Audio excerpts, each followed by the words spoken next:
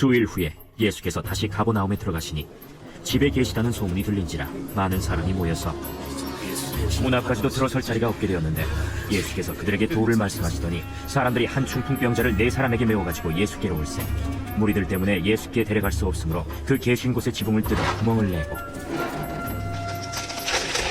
중풍병자가 누운 상을 달아내리니 예수께서 그들의 믿음을 보시고 중풍병자에게 이르시되 작은 자야, 내 죄사함을 받았느니라. 어떤 서기관들이 거기 앉아서 마음에 생각하기를 이 사람이 어찌 이렇게 말하는가? 신성모독이로다. 오직 하나님 한 분 외에는 누가 능히 죄를 사하겠느냐. 그들이 속으로 이렇게 생각하는 줄을 예수께서 곧 중심에 아시고 어찌하여 이것을 마음에 생각하느냐? 중풍병자에게 네 죄사함을 받았느니라 하는 말과 일어나 네 상을 가지고 걸어가라 하는 말 중에서 어느 것이 쉽겠느냐? 그러나 인자가 땅에서 죄를 사하는 권세가 있는 줄을 너희로 알게 하려 하노라. 하시고 중풍병자에게 말씀하시되 내가 네게 이르노니 일어나 네 상을 가지고 집으로 가라. 그가 일어나 곧 상을 가지고 모든 사람 앞에서 나가거늘 그들이 다 놀라 하나님께 영광을 돌리며 우리가 이런 일을 도무지 보지 못하였다. 예수님이 다른 마을에 가셔서 복음을 전하시다가 수일 후에 다시 가버나움으로 돌아오십니다. 그러자 예수님을 만나러 사람들이 예수님께로 모여드는데요. 오늘 본문에는 그 중에 중풍병자와 그 중풍병자를 데리고 온 4명의 친구들이 나옵니다. 중풍병자는 스스로 움직일 수 없는 자를 의미하는 것이죠.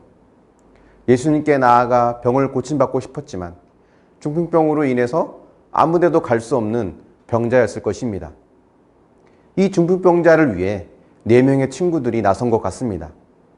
4사람이 이 친구를 어깨에 메고 예수님이 계신 집으로 갔지만 사람들로 인해서 예수님께 가까이 갈 수 없었습니다. 그러자 그 친구들은 지붕을 뜯어내고 그를 내리웁니다. 어떻게든 이 친구를 고치고 싶다는 마음, 중풍병자인 친구를 사랑하는 마음이 그들로 하여금 이런 기발한 생각까지 가능하게 한 것 같습니다.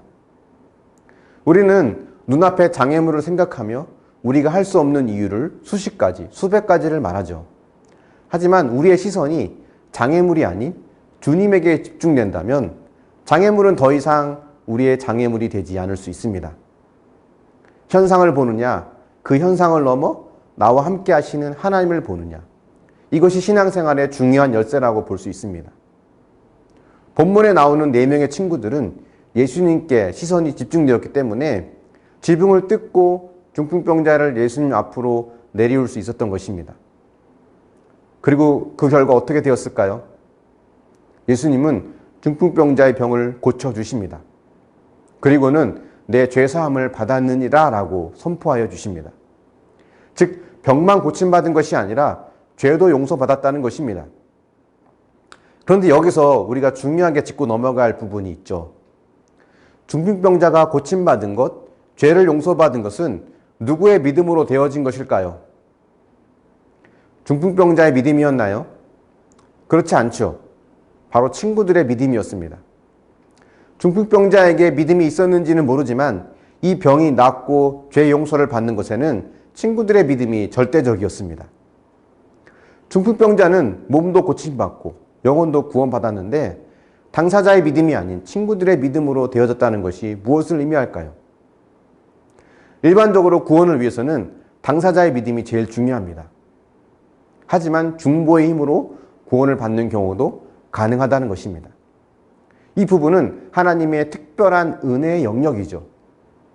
오늘날에도 치매나 식물인간으로 살아가는 자들에게 이런 중보의 믿음이 요구되고 있는 것 같습니다.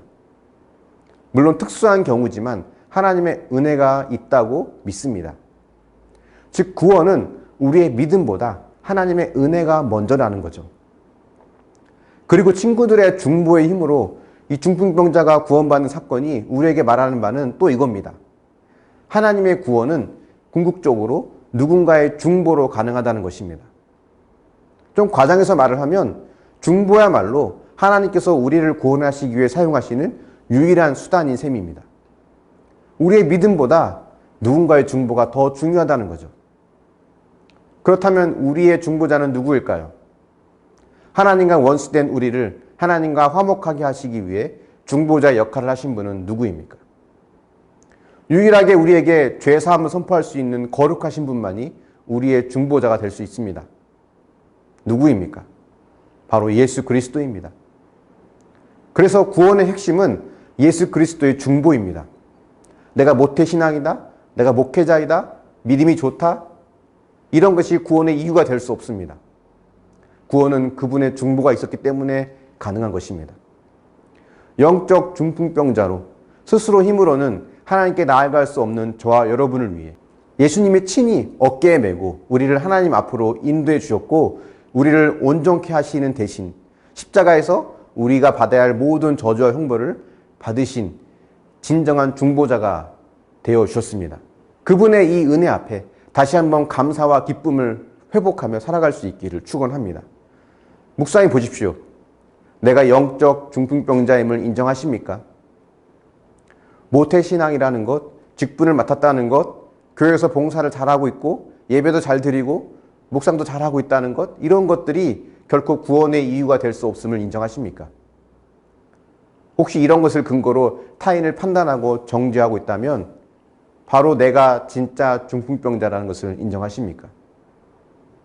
기도하겠습니다. 사랑의 하나님, 오늘 본문에 나온 중풍병자가 친구들의 중보로 구원받은 것을 보며 우리의 중보자 되신 예수님의 그 중보가 얼마나 우리 구원의 가장 큰 핵심인가를 다시 한번 보게 됩니다. 내가 믿음이 좋아서 구원받은 것이 아니라 주님이 우리를 위해 중보하심으로 우리에게 믿음이 생겼고 그 믿음으로 구원받게 되었음을 다시 한번 보게 됩니다. 이런 생각으로 겸손하게 살아갈 수 있도록 인도하여 주십소서. 내가 하는 어떤 종교적인 행위나 나의 신앙 배경이 나를 구원하고 나를 축복하게 해주는 것이 아니라 하나님 앞에 겸손하게 하나님의 중보로 구원받았음을 인정하는 이 믿음이 또 구원받게 하는 것임을 기억하고 끝까지 겸손의 자리를 떠나지 않도록 인도하여 주시옵소서. 혹 누군가를 판단하고 정죄하는 모습이 있다면 그것이야말로 나의 진정한 영적 중풍병자의 모습임을 기억하고 하나님이 주신 은혜를 잊지 않는 믿음의 사람이 되게 하여 주시옵소서.